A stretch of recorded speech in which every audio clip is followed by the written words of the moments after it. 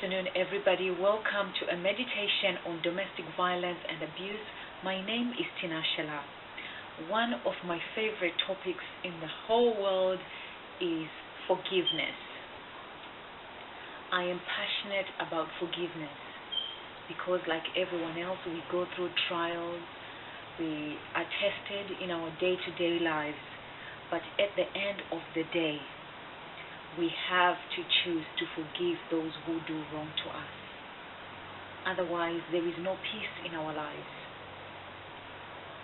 I love forgiving because it gives me peace. I can have a good night's sleep. I am not a doctor, I am not a scientist, but I surely know that when we do not sleep well, it affects our health. And for me, when I can't sleep and there's something that is worrying me, I know that I need to work on it. And the only way to work on it is to forgive whatever has happened to you so you can have peace in your life. When I forgive, I have the freedom to enter any room or to enter any door because I am not afraid that I'm going to meet that person who has wronged me. I am not afraid that they might be there. I'm not afraid that I might be seen somewhere. I have the freedom to be myself. You have the freedom to be you. There are no limitations. When you are afraid or you are upset with something, you are limited. You limit yourself. You limit the places that you can go to. You limit people whom you can meet, people whom that person is connected to. You are limited to so many things. But when you forgive, there is no limitation. For me personally, when I have something on my heart, I get ill. I have migraines, I get pains on my left shoulder, and until that is resolved, I get ill, I get sickness. And for many people, they've got sicknesses that they are going through right now, be it high blood pressure, so many other diseases that are out there because there is something in their heart that has hurt them and they just can't let go. As a person who went through a lot of abuse, it wasn't easy to forgive. Because as you go through life, you go through steps and stages. And I remember initially when I left the relationship, I was happy because I made that decision to leave, and I was happy to leave and to move on with my life. But in the process of leaving, when you start recalling what you have gone through, I started recalling all the hurt that he had put me through, all the abuse that I had gone through, and the debt that I was in, and I could not even help myself. Losing my license, I was in a mess. And to just think that I'm in this mess, not because of I did something because I wanted to do it, but someone has put me in this kind of mess. It made me bitter. It made me angry. And I always say this, I went to train for taekwondo so I could get back to him, so I could go and provoke him and beat the crap out of him and kill him and burn the house because I had left everything that I had worked hard for. But in that process, from February when I left the relationship till October of the very same year, even though I was going to taekwondo for a different reason, but I found my process of healing, letting go of that through taekwondo. And I encourage you, you don't have to go through taekwondo. You can go and do exercises, you can do meditation, do something that can make you relieve that anger that is within you, because you don't want it to build up. You don't want to end up killing someone. You don't want to end up burning people's houses. You don't want to be scorned, but do something. Go out there, see something that you like, be it painting, be it writing. Do something that will make you relieve that anger that is within you. It's a process. Allow yourself to go through the emotions, the process. Don't allow yourself to skip. Allow yourself to go through it, and the healing will be beautiful. And the story that inspired me, that really makes me forgive as many times as I am hurt, I always go back to the story of Joseph. This was a 17-year-old boy who was dreaming dreams, big dreams, not just small dreams. When he went to sleep, he did not ask to receive these dreams. He found himself dreaming of greatness, of people bowing down to him.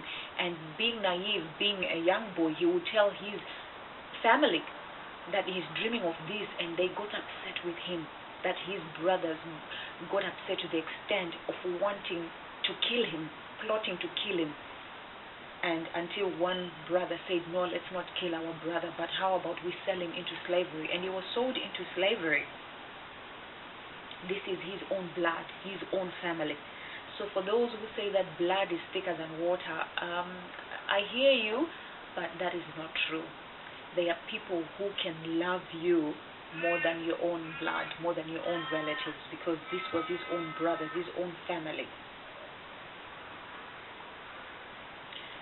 I always say this, that the people who will hurt you the most are the people whom you know, people whom you're close to, because they know exactly where to poke, they know exactly where to hit you the most. And his family, Joseph's family, could not understand him. They could not understand what he was dreaming, what he was perceiving. They were not at his level. And that is why people hate us, because they cannot understand us. They are not at our level. They don't understand our dreams. They don't understand our passions. They don't understand where we want to go, what we are seeing. That's why they hate us. The words they say, they put us down, because they can see the greatness in us. If someone had told me, 13 years ago, that I was beautiful, that, I was this bubbly, joyful person, I wouldn't have believed it, that this is who I am, because someone was putting me down. Someone saw potential and greatness in me and decided to put me down. So staying away from those people who hurt you, or forgiving them and moving on, it's okay. Once they get to your level, they will come back.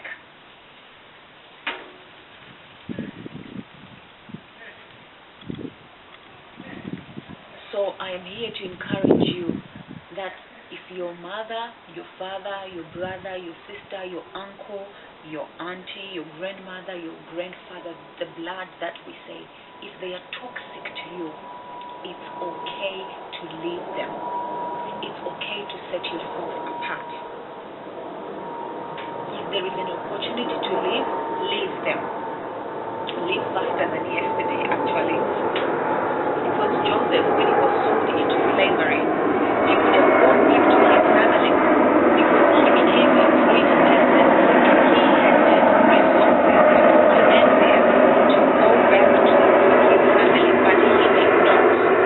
He went through other bigger trials where he was, and he even went into prison, but he did not leave where he was. In God's time, in due course, if those people are meant back to come back into your life, they will come back. Because even Joseph, when he was in prison, he was still dreaming, he was still interpreting other people's dreams. Dreams were his identity. He was a dreamer. And years later, his brothers came to where he was. They didn't come looking for him, but they met him because he was, the boss. And they had to bow down to him. So that dream that he had when he was a 17-year-old boy, years later it happened. And he cried out when he revealed himself that it was the brother that they had sold into slavery. You mean that your own family, even years later, they cannot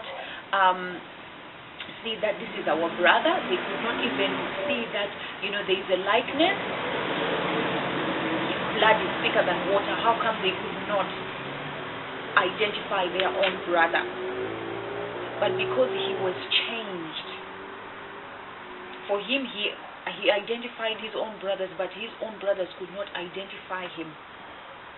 And that is the encouragement that I want to give as we enter 2020. that look. Set yourself apart. Forgive yourself first. There are some things that we go through and we are so hard on ourselves.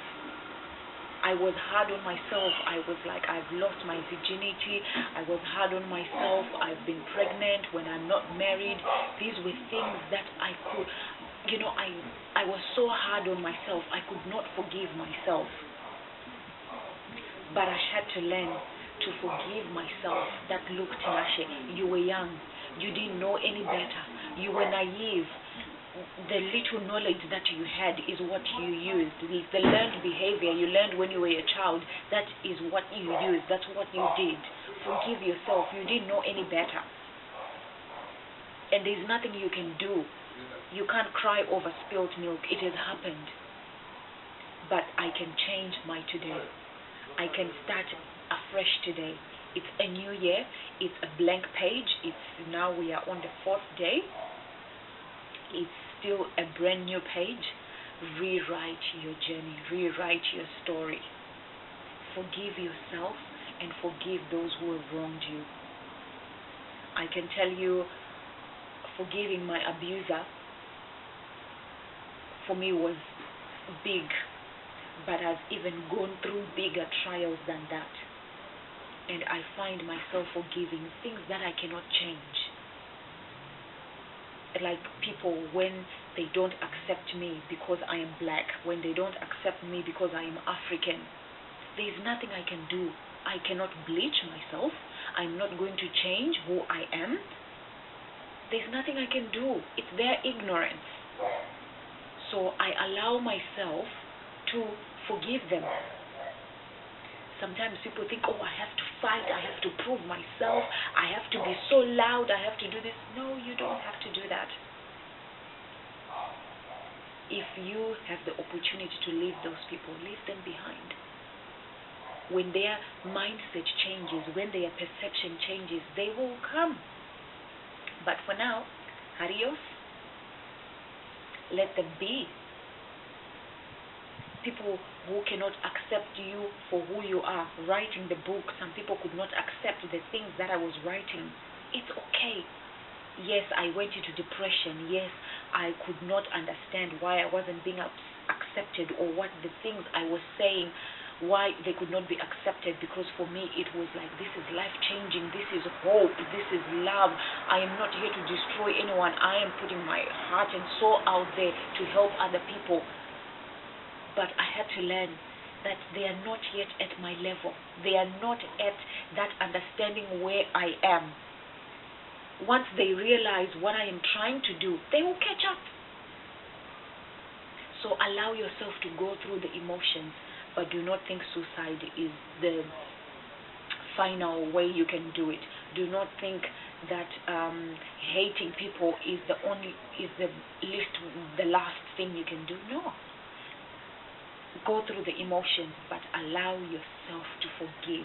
When we forgive, we live a life of freedom, a life of limitation. So as we start the new year, it's not so much about new year, new me, this and that. I am still the same person, but what changes is my mindset. So here is to change mindset, and here is to forgiveness. This is a meditation on domestic violence and abuse. My name is Tinashe. Until next time, bye.